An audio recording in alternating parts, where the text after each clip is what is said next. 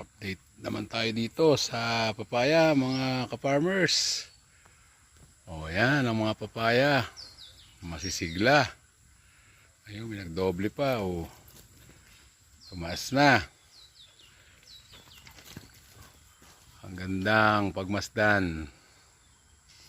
Ayan mga papaya dito sa farm ni nanay. Dito sila talaga nagkasabay-sabay sa paglaki. May malaki, may 4 feet na. Ayan o, laki na. Gando na yun. Yung katabi, matindi na naman ang damo. Mga talahib na para ng tubo. Kailangan maumpisahan na rin yan. Matabas. Alright.